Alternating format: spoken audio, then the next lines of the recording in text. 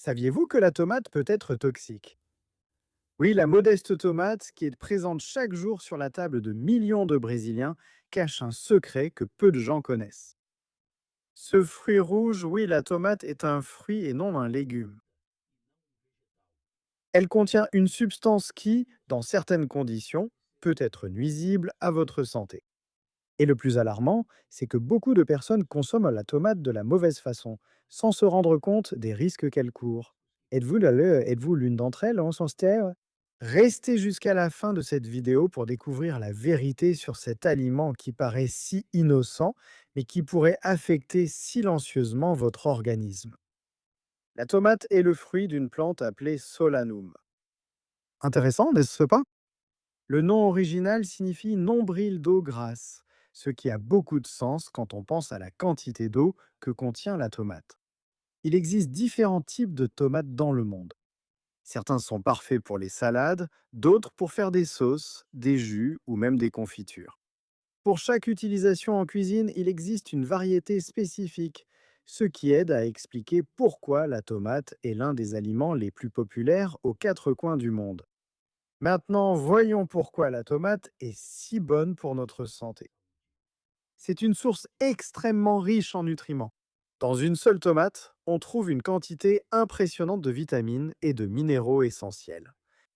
Il contient des sucres naturels en petite quantité qui sont bénéfiques pour l'organisme, en plus d'être riche en fibres, ce qui aide au bon fonctionnement de l'intestin. Vous savez, cette constipation que beaucoup d'entre nous, surtout avec l'âge, connaissent bien, la tomate aide à éviter cela. De plus, la tomate contient des graisses saines et des protéines en petite quantité, et elle est riche en eau, ce qui aide à l'hydratation du corps. C'est une source incroyable de vitamines A, B1, B3, B6, C, K et E. Elle contient également des minéraux importants comme le magnésium, le manganèse, le phosphore et le potassium. Mais la grande vedette de la tomate, ce sont deux substances spéciales, les bêta-carotènes et le lycopène. Ces bêta-carotènes et le lycopène sont des antioxydants très efficaces. Mais qu'est-ce que cela signifie pour notre santé? Imaginez qu'à l'intérieur de notre corps, il existe des substances nocives appelées radicaux libres. Ils sont produits naturellement lors du fonctionnement de notre organisme et peuvent endommager nos cellules, accélérer le vieillissement et contribuer à diverses maladies.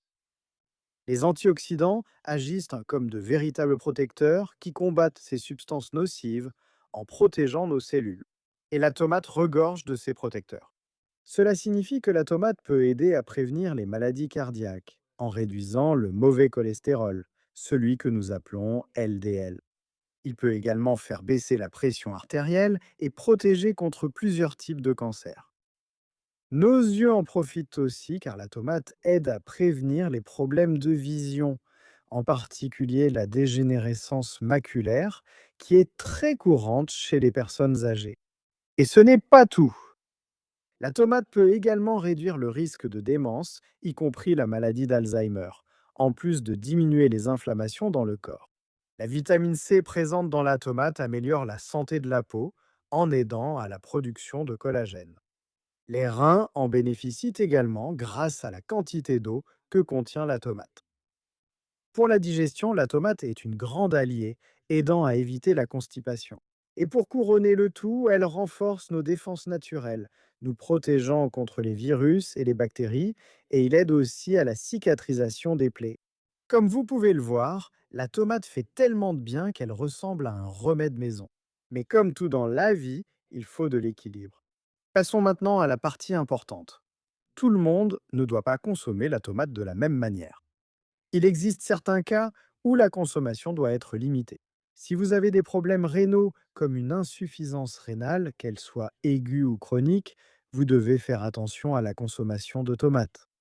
La teneur élevée en potassium peut surcharger des reins déjà fragilisés.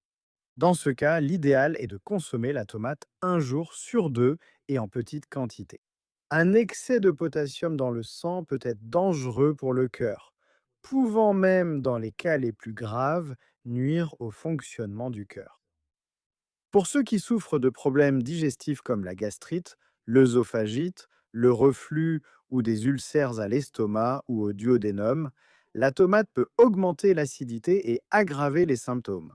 Un conseil est de consommer la tomate avec des aliments qui neutralisent l'acidité. Mais si votre cas est grave, il vaut mieux consommer la tomate avec modération et pas tous les jours.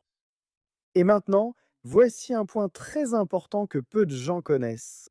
La tomate contient une substance appelée solanine qui est toxique. Dans les tomates mûres, celles qui sont bien rouges, la quantité de cette substance est faible et ne pose pas de problème. Mais dans les tomates vertes, la concentration est beaucoup plus élevée.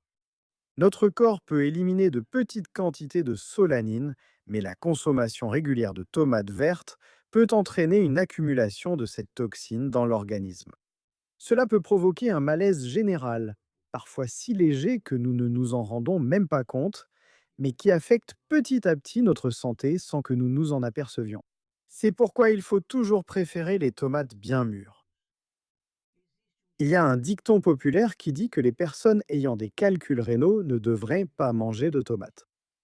Mais est-ce que c'est vrai? Voyez-vous, la tomate contient du phosphore, du magnésium et un peu de manganèse. Mais il n'y a aucune preuve scientifique qu'elle provoque des calculs rénaux. En réalité, les mécanismes qui forment des calculs rénaux sont différents et ne sont pas liés à la consommation de tomates. Donc, si vous avez des antécédents familiaux de calculs rénaux ou si vous avez déjà eu ce problème, vous n'avez pas besoin d'éliminer la tomate de votre alimentation pour cette raison.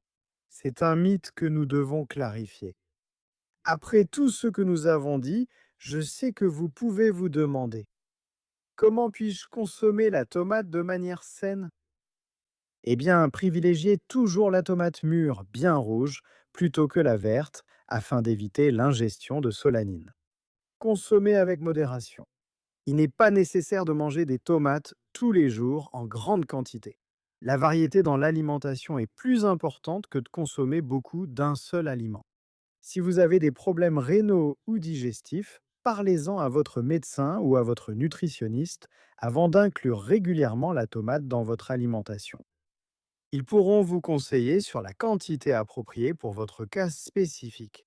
Rappelez-vous qu'une petite portion de tomate apporte déjà des bienfaits. Il n'est pas nécessaire d'en abuser pour profiter de ses propriétés. Et associez toujours la tomate à d'autres aliments pour un meilleur équilibre nutritionnel. Comme vous pouvez le voir, la tomate est vraiment un fruit incroyable.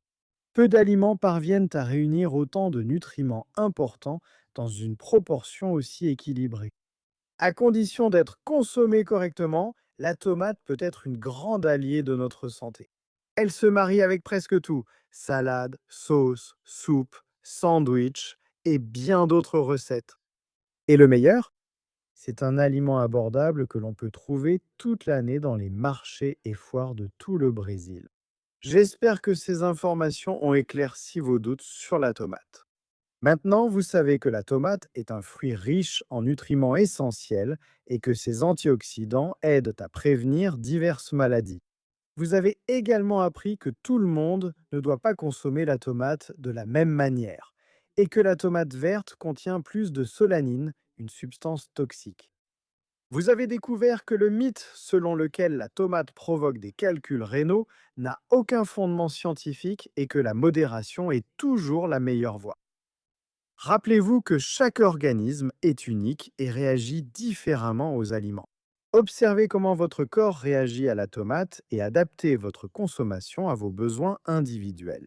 Si vous avez aimé ces informations, n'oubliez pas d'aimer cette vidéo et de la partager avec vos amis et votre famille. Après tout, les connaissances sur une alimentation saine doivent être partagées avec tout le monde. Prenez soin de votre santé, faites attention à votre alimentation et profitez des bienfaits que la nature nous offre, comme ce merveilleux fruit appelé tomate.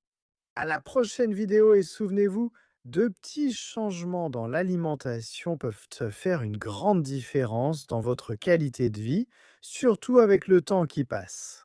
Que Dieu vous accompagne et à la prochaine.